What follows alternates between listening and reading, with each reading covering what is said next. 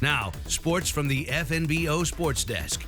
FNBO, the great big small bank.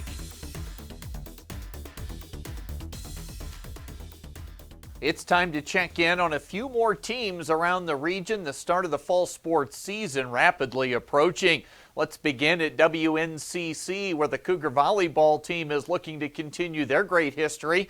Last year, the Cougars finishing in the top 6 at the national tournament. This year, plenty of roster turnover for head coach Benny Canales, with just one starter returning. So this lead into the season has been key in getting everyone on the same page. Right now, they don't know each other. They're from different parts of the world. They're a little bit quiet, trying to kind of ease into it, and we need them to ease a little faster. And they are. They started to gel a lot faster, and we're excited. A new year, a new team, a new identity. Here's Canales on what he sees as a strength for the team here early on.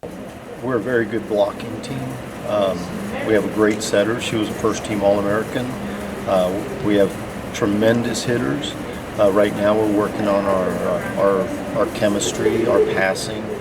Those things are taking a little longer than we needed, but it'll get there.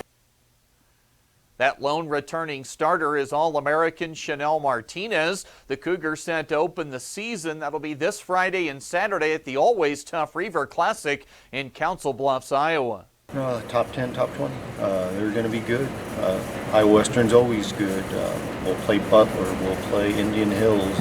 We're going to play a really good schedule, so we're excited about that.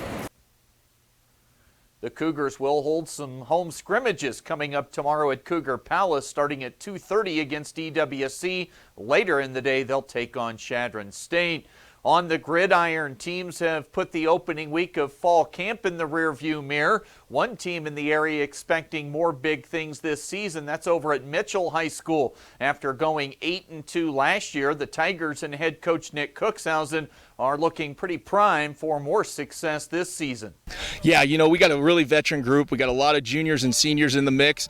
A lot of those guys were a big part of our success last year. And, for us, things didn't end the way we wanted to last year, the way we finished those last 2 games out and some of the things that happened to us. So they're really hungry. They've worked really hard this offseason, and up to this fall camp, they've had great energy, and they're pushing really hard right now. Yeah, the Tigers started 8-0 and then lost their regular season finale to Gordon Rushville a year ago, and then a first-round playoff loss to Hartington Cedar Catholic. They were banged up late in the year, including star quarterback Cale Peters, who's back for his senior season. Yep, Cale's worked really hard to get his body back repaired. He had injury during football, and then he got banged up during wrestling. So he's healthy now. So he kind of gets our offense going, and then we got a lot of pieces around him that can make us pretty explosive. So and those guys have really developed themselves and came a long way over the course of the year as well. The Tigers look big up front again. Plenty of skilled kids to touch the ball in the backfield. A healthy Peters and the Tigers chasing that elusive first playoff win in school history. We're very hungry. We're going to start the season off strong. And we made it to the playoffs 2 out of 3 years, and we still haven't won one, so that's what we're looking for. Mitchell set to open on the road against Wheatland, Wyoming next Friday. The Bridgeport football team, they'll open this Friday with a Week 0 game at North Platte St. Pat's. I'll catch up with head coach Jeremy Reimers coming up tomorrow morning. We'll be previewing the Bridgeport opener later in the week at the Radio Sports Desk. That is the latest today from the FNBO Sports Desk. I'm Chris Cottrell.